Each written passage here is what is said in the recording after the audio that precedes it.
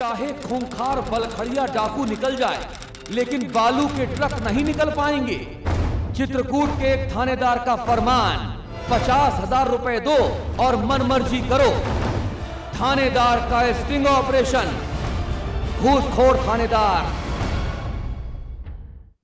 जी हां, ये हकीकत है चित्रकूट जिले के राजापुर की, जहां पर पुलिस और प्रशासन की मिलीभगत से खुल्लम खुल्ला अवैध खनन का काला कारोबार चल रहा है। थानेदार साहब को कुछ और नहीं चाहिए सिवाय हरे हरे नोटों के। फिर भले ही नोटों के चक्कर में डाकू बलखड़िया बचकर निकल जाए, मगर क्या मजाल कि बालू से लदा कोई भी वाहन थानेदार साहब की नजरों से चूक जाए। समाचार प्लस के स्टिंग ऑपरेशन में राजापुर थाने का थानेदार विवेक उपाध्याय जिस बेशर्मी से हमारे अंडर कवर एजेंट से 50,000 रुपए मांग रहे हैं, उसको देखकर तो यही कहा जा सकता है कि भैया घोर अंधेर गर्दी मची है।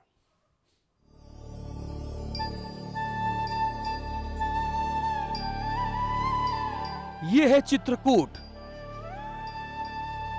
यानी भगवान श्री रामचंद्र की कर्मस्थली। और ये है चित्रकूट जिले के राजापुर के थानेदार प्रातः स्मरणीय, आदरणीय, माननीय, गणमान्य, परम प्रतापी श्री विवेक उपाध्याय जी महाराज। जी, अपने नाम के जैसे ही प्रतापी हैं ये साहब। कानून के रखवाले हैं। कानून की रक्षा करने के लिए इन्हें सरकारी तनख्वाह भी मिलती है, मगर इनका पेट बहुत बड़ा है साहब। इतना बड़ा कि इनकी सरकारी तनख्वाह से इनका पेट भरता ही नहीं। अच्छा, पेट एक बार की भर भी जाए तो मन ना भरे, क्योंकि हराम की खाने की लत जो लग गई है इनको। इसीलिए राजापुर के ये थानेदार विवेक उपाध्याय महोदय मर्यादा पुरुषोत्तम श्री राम की कर्मभूमि में राक्षसों जैसा काम कर रहे हैं तो कानून के रखवाले, मगर अपनी खाकी की मर्यादा को खाक करने में लगे हुए हैं और इसी चक्कर में धर लिए गए। कानून की बोली लगाते हुए, ईमान की नीलामी करते हुए समाचार प्लस के कैमरे में हो गए कैद। कह रहे हैं कि डाकू बलखड़िया भले ही बचकर निकल जाए, मगर बिना पैसा दिए बालू से लदी गाड़ियां निकल नहीं सकती। कोई अपराधी बलखड़िया गुजर रहा हो तो 2 मिनट के लिए हम भले ना दिखवाते हो, लेकिन बालू गुजरता है तो जरूर भेजते हैं किसी न किसी को, जरूर कसब काम छोड़ के। कोई नहीं होता तो हम खुद निकल जाते। तो इसलिए बालू इस समय सबसे बड़ी समस्या है। ठीक है, तुम 50 की व्यवस्था करो अभी, ठीक है, अपना चलाओ, खींचो जितना 50 में तुम अपना पूरा उठा लो, एकदम नहीं मरोगे। ना जीना, चौंकिए मत, क्योंकि आप जो सुन रहे हैं वो 100% सही सुन रहे हैं। राजापुर के थानेदार विवेक उपाध्याय बालू से भरे ट्रकों को अवैध रूप से सरकारी चेक पोस्ट और चेकिंग से बेरोक-टोक गुजारने का सौदा कर रहे हैं और इसकी कीमत इन्होंने लगाई है पूरे 50,000 रुपए महीना, यानी इनकी तनख्वाह से भी ज्यादा। इसीलिए हमने कहा था कि पंडित जी का पेट बहुत बड़ा है भैया। इसीलिए अपनी तनख्वाह के अलावा इन्हें कई लाख रुपए महीना और चाहिए होता है। अच्छा, ये लीजिए, जरा फिर से देख लीजिए। तुम 50 की व्यवस्था करो अभी, ठीक है, अपना चलाओ, खींचो जितना 50 में तुम अपना पूरा उठा लो, एकदम नहीं मरोगे।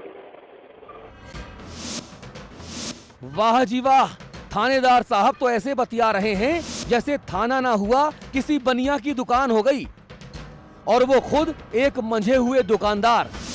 देखिए देखिए कैसे मन लगाकर मोल भाव कर रहे हैं पंडित जी। कह रहे हैं कोई 2 दिन पहले थोड़े ही थाने में आया हूं, काफी वक्त हो गया अब तो। बीच बीच में एहसान लादना भी नहीं भूलते। कहते हैं मुझे पता है कि वक्त ठीक नहीं चल रहा है, इसीलिए 50,000 रुपए मांग रहा हूं, वरना ये काम तो 70-80 हजार रुपए से कम का है ही नहीं। इससे छोटे काम के लिए मैं 50,000 रुपए ले चुका हूँ यार।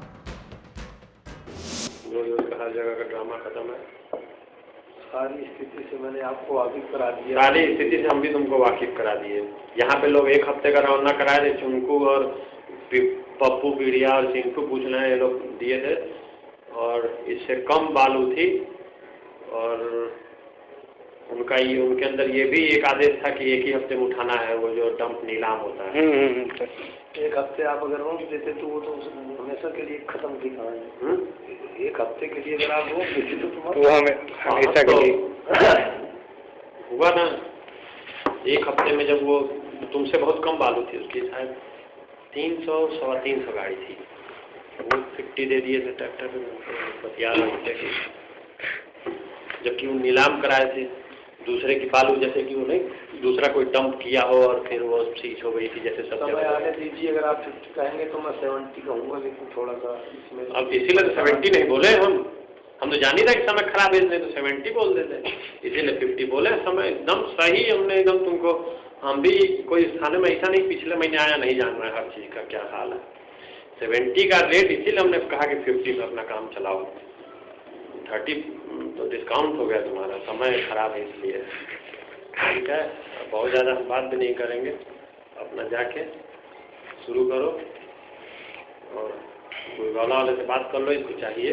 इससे फायदा ये रहेगा कि तुम्हारा एक ही कस्टमर, एक ही रूट अपना झमाझम गिरा के तुम्हारा बहुत शॉर्ट टाइम में खत्म हो जाएगा। कुल मिलाकर अभी तक थानेदार साहब का रसूख उनके खुद के सर चढ़ बोल रहा था। पूरे फॉर्म में आ चुके थे साहब, खुलकर मोल भाव पर उतारू हो चुके थे अब तक पंडित जी। लेकिन अरे ये क्या, यकायक भड़क क्यों गए साहब जी?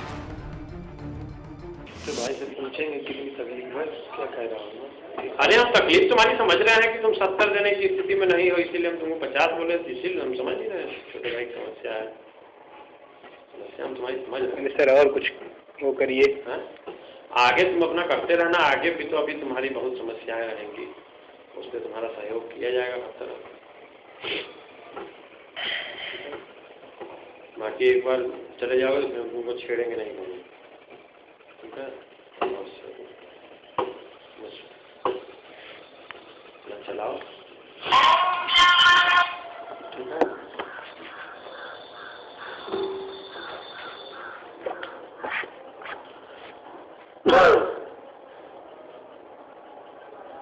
उसको सर आधा नहीं किया जाएगा। अरे अब आधा हो जाएगा तो फिर तुम हमारे कार्यकाल तक भूल जाओ बालू से। उसको सर आधा नहीं किया जाएगा। अरे अब आधा हो जाएगा तो फिर तुम हमारे कार्यकाल तक भूल जाओ बालू से। जी हाँ, बिल्कुल सही सुन रहे हैं आप।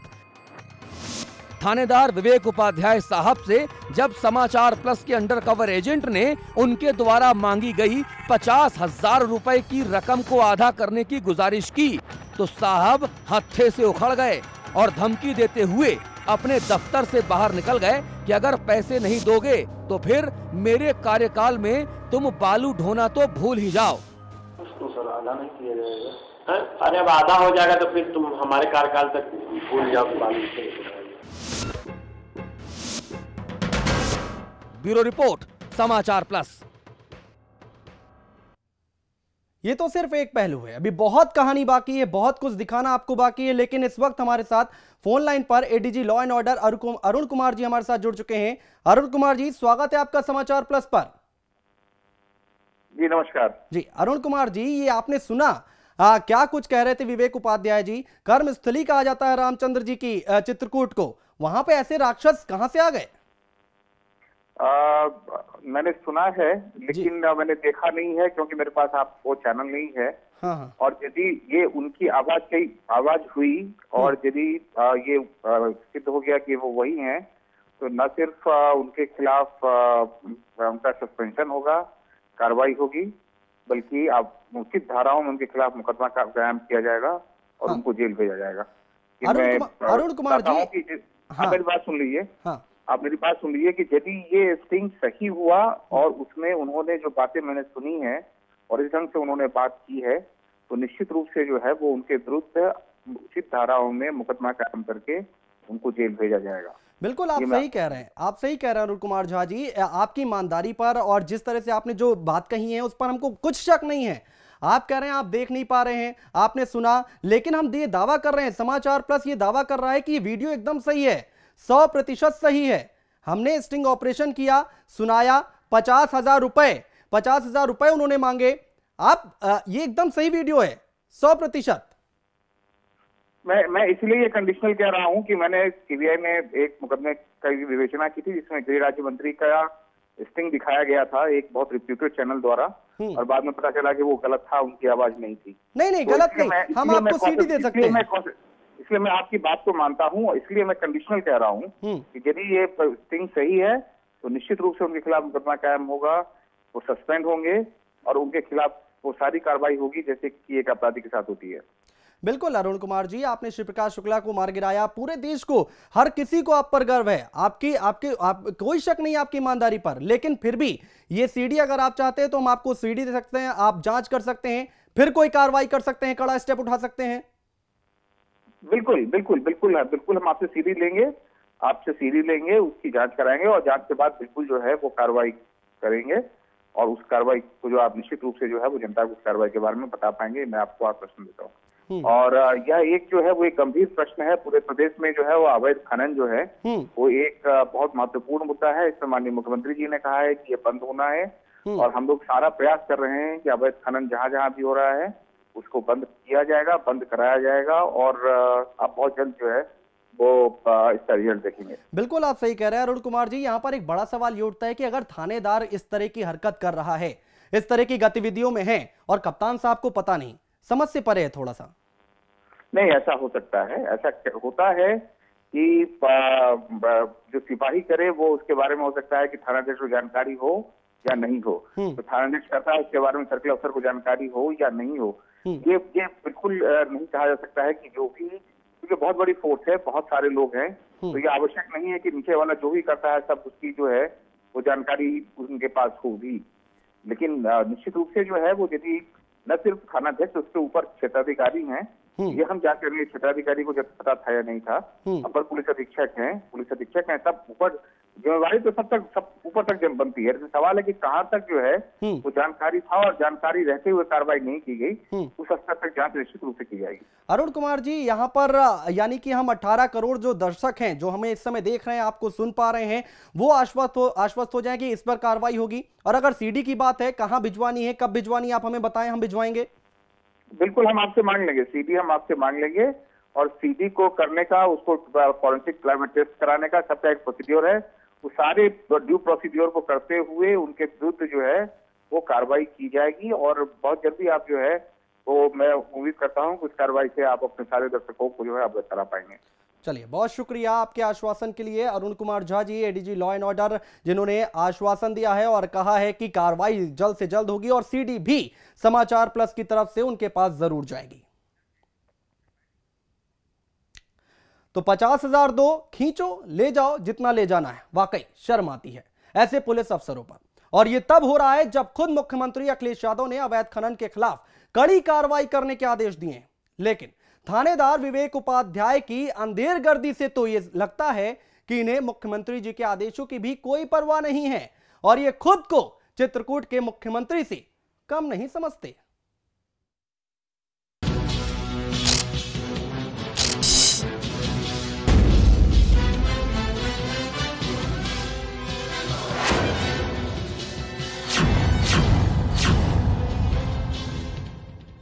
अभी तक हमने आपको दिखाया कि कैसे चित्रकूट के राजापुर का थानेदार विवेक उपाध्याय न सिर्फ जमकर उगाही कर रहा है,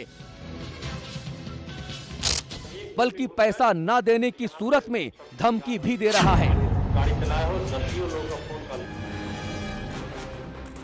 थानेदार की हिमाकत तो देखिए कि बालू लेकर सड़क पर निकलने वाली किसी गाड़ी के पास अगर खनिज विभाग के द्वारा जारी सरकारी रवाना हो भी तो तब भी गाड़ी मालिक को पैसा देना होगा, वरना थानेदार विवेक उपाध्याय उस रवन्ने को बसपा सरकार में जारी हुआ बताकर गाड़ी को बंद करवा देगा।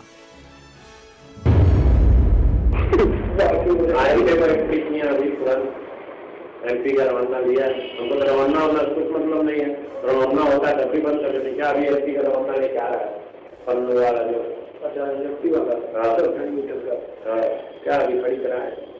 जैसे बाहर तो मतलब MP से बाहर में भेजा जाता है तो वहाँ। इतना ही नहीं, 50,000 रुपए लेने के लिए थानेदार विवेक उपाध्याय इस कदर उतावला हुआ जा रहा है कि हमारे अंडर कवर एजेंट से ये तक कह दिया कि तुम चिंता ना करो, तुम काम शुरू करो, तुम्हारा माल भी मैं बिकवा दूंगा। तुम बताओ, गाड़ी तुम बता ही लिए, तो गाड़ी के हिसाब से अपना रजिस्ट्री लगा लो और अपना निकालो, और चाहे तुम जब रवाना है तो एक रवाने पे चाहे जैसे उसको नचाओ, जब हम टच ही नहीं कर रहे हैं तो तुम जैसे चाहो वैसे अपना निकालो, ठीक है ना? हम मुझे नहीं रहा है रवाना रहे, क्या उस रवाना को तुम 2 बार घूमो, चाहे 1 बार घूमो, चाहे ना घूमो, रवाने में दोबारा नहीं जा रही सर, आगे भी जाते हैं इधर राजापुर बेट में मान लीजिए कि ये कर लो चक्कर हो सकता है, बाकी तो बिल्कुल इससे बात कर लो ना, गोलवाला मंडी वाले इससे बात कर लो, पूरी ले जाकर काम कर लो, हमारे क्षेत्र में कर लिया जाके गोलवाला से बात कर लो, इसलिए गोलवाला वाले को हटाया कि हमारे क्षेत्र में किसी को गिराना मत, उससे जाके बात कर लो, बात करा देना, वो हमारी किसी के हाथ में नहीं रहेगा। उसको कहाँ पे सर? गोलवाला में मंडी बन रही है, अच्छा, उसको बेतहासा बालू चाहिए, अच्छा, मतलब उसको 500 गाड़ी नहीं, कम से कम 2-3 हज़ार गाड़ी चाहिए, तब उसका काम हो पाएगा। बहुत बड़ी मंडी बन रही है, अच्छा, बात कर लो, उससे कर लो, और उसके जो होंगे मेन हमसे बात करा देना, तो हम मौके कर देंगे, तो वो भी तुमसे बेचक ले लेगा, इसलिए उसके यहाँ कोई गिरा नहीं रहा है हमारे, तो तुम्हारा भी एक मुफ्त ग्राहक मिल जाएगा बस, और उसमें एक रौना तो घुमाते रहना, और इस क्षेत्र से उस क्षेत्र तक हमारा ही रहेगा। उस रवाने पे 2 ट्रिप मार भी लो, 3 ट्रिप मार लो, लेकिन यानी थानेदार विवेक उपाध्याय को सिर्फ और सिर्फ हरे हरे नोट चाहिए, बस, और कुछ नहीं। इसके लिए सामने वाला जो भी चाहेगा थानेदार करने को तैयार था। उसने तो यहाँ तक कह दिया कि अगर तुम्हारे पास अभी पूरा पैसा नहीं है तो कोई बात नहीं, 2 हिस्सों में दे देना, हफ्ते 10 दिन बाद बाकी पैसा दे जाना, कोई दिक्कत नहीं, चलता है। करने कच्चे बताओ फटाक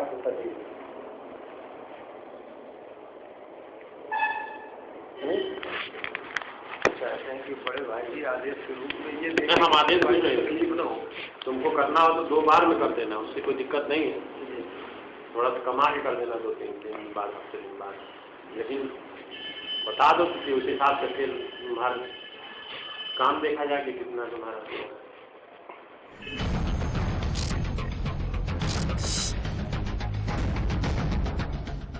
जब थानेदार विवेक उपाध्याय को लगा कि हमारे अंडर कवर एजेंट 50,000 रुपए देने में आनाकानी कर रहे हैं, तो फिर उसने एक और सुविधा मुहैया करा दी। उसने कहा कि सिर्फ ट्रक से बालू ढोना, ट्रैक्टर यूज ना करना, और हमारे थाने के सिपाहियों की तो बिल्कुल भी परवाह ना करना। अरे मैं हूं ना। तो ट्रक निकलवाना, ट्रैक्टर से जाएगी, हाँ ट्रैक्टर निकलवाओगे तो उसमें आदमी समझता है कि घाट से आ रही है, समझना जरा, दोनों की सोच में अंतर होता है। ट्रैक्टर यूज ही न करना इसलिए कि कल को रास्ते में हमारे थाने का कोई सिपाही रोके तो आंख मूंद के हम कह सकेंगे एक गड्डी रवाना हम लाए हैं ट्रैक्टर के 50 ठो, मतलब घाट में गलती से मत घुसना, इतना याद रखना, आपके आदेश के बिना भूल के मत घुसना। इससे बता रहा हूँ तुम्हारा नुकसान क्या होगा, इससे तुम्हारा गाँव बदनाम हो जाएगा। मैं लिखित रिपोर्ट दे दूंगा कि ये घाट से ये मैं आज तक तुमको एकदम स्पष्ट बता दे रहा हूँ, उससे गाँव तुम्हारा बदनाम हो जाएगा। अगर एक दिन भी घुस गए तो यहाँ पे सबकी निगाह लगी हुई है। कल तुम गाड़ी चलाए हो, 10 लोग का फोन कल भी आया, लेकिन मैंने बात की, सबको समझाया बुझाया कि भाई वो ठीक है, लेकिन अगर घाट में घुसे तो फिर बहुत मुश्किल हो जाएगा, हम वहीं हाथ खड़ा कर देंगे। आपके आदेश के बगैर हम उधर देखने नहीं जाएंगे, अगर कोई व्यक्ति वहाँ से ला देगा तो हम सूचना जरूर देना, हम जरूर पकड़वाएंगे।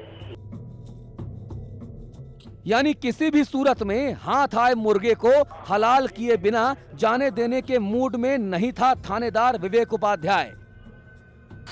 उसकी आंखों के आगे तो 50,000 रुपए के हरे हरे नोट नाच रहे थे। वो ऐसे मोल भाव कर रहा था मानो घर से सोच कर आया हो कि आज तो 50,000 रुपए लेकर ही घर वापस जाएगा। मगर अफसोस, थानेदार का ये सपना महज सपना ही बना रह गया और पूरा होने के पहले ही समाचार प्लस के कैमरे में कैद हो गए मान्यवर थानेदार साहब। अब समाचार प्लस पर खबर चली है तो असर तो होगा ही। हमें मालूम है कि तुरंत थानेदार विवेक उपाध्याय को राजापुर थाने से हटा दिया जाएगा और सस्पेंड भी कर दिया जाएगा। फिर उनके खिलाफ विभागीय जांच भी बैठा दी जाएगी। मगर क्या इतना भर काफी होगा? क्या घूसखोर दारोगा विवेक उपाध्याय के खिलाफ मुकदमा दर्ज नहीं कराया जाना चाहिए? क्या सबूतों और गवाहों के साथ उन्हें अदालत में पेश नहीं किया जाना चाहिए? क्या करोड़ों देशवासियों की आस्था और सम्मान का प्रतीक खाकी वर्दी को अपमानित और दागदार करने के लिए दरोगा विवेक उपाध्याय से उनकी खाकी वर्दी नहीं छीन लेनी चाहिए? ये वो सवाल हैं जिनके जवाब अभी तक हमारे 18 करोड़ दर्शकों को मिले नहीं हैं। मगर जनता जवाब मांग रही है। क्या युवा मुख्यमंत्री अखिलेश यादव जी की सरकार इन ईमानदार सवालों का मुनासिब जवाब देगी? इसका इंतजार अभी बाकी है। ब्यूरो रिपोर्ट, समाचार प्लस। तो समाचार प्लस के खुफिया कैमरे ने कैद की है राजापुर थाने के थानेदार विवेक उपाध्याय की करतूत, और हमने आपको एक एक तस्वीर दिखाई, एक एक शब्द दिखाए, सुनाए आपको कि क्या कुछ कहा था विवेक उपाध्याय ने। 50,000 रुपए दो और धड़ल्ले से बालू लदा हुआ ट्रक ले जाओ, खींचो, निकालो जितना निकाल सकते हो, लेकिन 50,000 रुपए दो। कई सारी बातें कही विवेक उपाध्याय साहब ने। उन्होंने कहा कि बार्गेनिंग पर भी उतर आए, कह रहे थे कि 70 से 80,000 रुपए इसका रेट है, लेकिन अभी थोड़ी कंडीशन जो है वो सही नहीं चल रही है, इसलिए 50,000 रुपए में ही बात मान लो। तय किया जा रहा था सौदा 50,000 रुपए में। समाचार प्लस एक्सक्लूसिव ये खबर हम आपको बता रहे हैं। खुफिया कैमरे में कैद हुई है विवेक उपाध्याय की करतूत। ADG law and order Arun Kumar Jha हमारे साथ थे, जिन्होंने कहा है कि इस पर जल्द ही कोई कार्रवाई जरूर की जाएगी। कोई अपराधी बलखड़िया गुजर रहा हो तो 2 मिनट के लिए हम भले ना दिखवाते हो, लेकिन बालू गुजरता है तो जरूर भेजते हैं किसी न किसी को, जरूर कसब काम छोड़ के। कोई नहीं होता तो हम खुद निकल जाते। तो इसलिए बालू इस समय सबसे बड़ी समस्या है। ठीक है, तुम 50 की व्यवस्था करो अभी, ठीक है, और अपना चलाओ, खींचो जितना खींचो। 50 में तुम अपना पूरा उठा लो, एकदम नहीं मरोगे। सुना आपने, बलखड़िया हो तो एक बार आंखें बंद कर ली जाएंगी, लेकिन बालू भरा ट्रक होगा तो इनकी नजरों से आप बच नहीं सकते। 50,000 दीजिए और खींचिए, चलाइए जितना चला सकते हैं, यह कहना है विवेक उपाध्याय जी का। चित्रकूट जैसी जगह पर इस तरह के थानेदार होंगे तो आखिर भला कैसे होगा आम जनता का। हर जगह का ड्रामा खत्म है। सारी स्थिति से मैंने आपको वाकिफ करा दिया। सारी स्थिति से हम भी तुमको वाकिफ करा दिए। यहाँ पे लोग 1 हफ्ते का रवाना कराए थे, चुनकू और पप्पू पीड़िया और चिंटू पूछ रहे हैं, ये लोग दिए थे, और इससे कम बालू थी। और उनके अंदर ये भी एक आदेश था कि 1 ही हफ्ते में उठाना है, वो जो डंप नीलाम होता है। 1 हफ्ते आप अगर रोक देते तो वो तो हमेशा के लिए खत्म थी कहानी। 1 हफ्ते के लिए अगर आप रोक देते तो वो हमेशा के लिए हुआ ना। 1 हफ्ते में जब वो तुमसे बहुत कम बालू थी, उसकी शायद 300-325 गाड़ी थी, वो 50 दे दिए थे ट्रैक्टर में, बतिया रहे थे।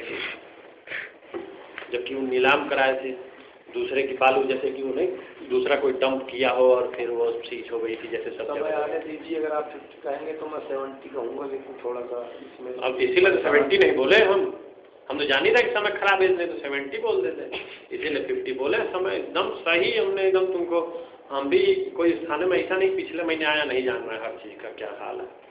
70 का रेट, इसीलिए हमने कहा कि 50 पे अपना काम चलाओ। 30 तो डिस्काउंट हो गया तुम्हारा, समय खराब है इसलिए। ठीक है, बहुत ज़्यादा हम बात भी नहीं करेंगे, अपना जाके शुरू करो और कोई वाले से बात कर लो, इसको चाहिए।